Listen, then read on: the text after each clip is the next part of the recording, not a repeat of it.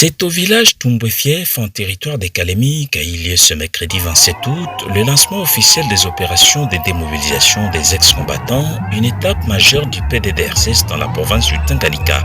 La cérémonie a été présidée par le gouverneur Christian Kitunga Muteba en présence du représentant du grand chef Tumbwe, des officiers militaires et des représentants des agences onisiennes opérant au Tanganyika qui appuient le PDDRCS, en l'occurrence le PNUD, l'OIM et l'UNICEF, dans le cadre de ce projet financé par les fonds pour la consolidation de la PPBF.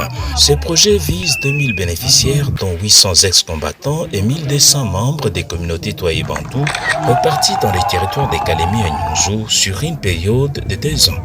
Pour cette étape de lancement, seuls 600 ex-combattants issus des groupes armés Fimbo na Fimbo, Kilima et Ngoma Pasuka ont été directement concernés, symbolisant leur engagement à tourner la page de la violence. À cette occasion, la coordinatrice nationale adjointe du PDDRCS, Madame Marie-Chantal Lomba, a indiqué que ce lancement revêt un sens particulier et constitue une matérialisation de la volonté du chef de l'État de restaurer la sécurité et la stabilité, volonté concrétisée en province par le gouverneur Christian Kitunga Muteba. Elle a également salué les choix volontaires des ex-combattants de déposer les armes, un acte de courage et de responsabilité envers leur famille, leur communauté et la nation tout entière. Madame Lumba a aussi remercié l'accompagnement des agences et programmes des Nations Unies dans le cadre du Fonds pour la consolidation de la PPBF. Fait marquant de la journée, le fils du défunt général Bitonto, qui dirigeait les mouvements Fimbo na Fimbo, a publiquement accepté d'abandonner la lutte armée.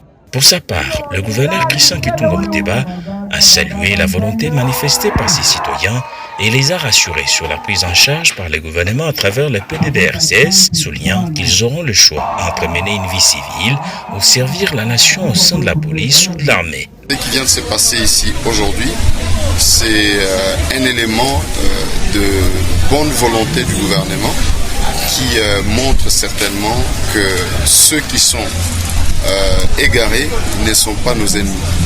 Ils peuvent revenir au bon sens et que le gouvernement peut s'occuper d'eux. Et donc, je lance encore une fois de plus un message à ceux qui sont à Moba et ceux qui sont à Nyunzu et encore plus spécialement à ceux qui continuent à faire des enlèvements des expatriés dans nos routes, Kabima, au niveau de Manono, tout ça.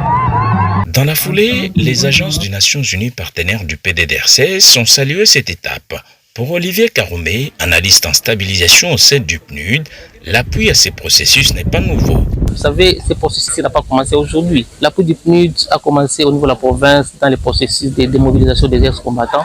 Depuis 2020, à partir du projet SS4, nous appuyons effectivement les PDDRCS d'abord dans l'élaboration de son plan opérationnel provincial. Et c'est ce plan effectivement qui a abouti, n'est-ce pas, à ces processus de démobilisation aujourd'hui. Il y a également la stratégie PDDRCS qui a été réalisée et qui est la suite logique de toutes les activités que nous faisons en même temps avec les partenaires. Il n'y a pas longtemps, nous avons appuyé le PDDRCS dans la vulgarisation de ces plans opérationnels provinciaux qui a permis à la population de pouvoir être sensibilisée et de revenir à la vie civile. Les prochaines phases porteront sur la prise en charge des bénéficiaires et leur intégration effective au sein des communautés locales.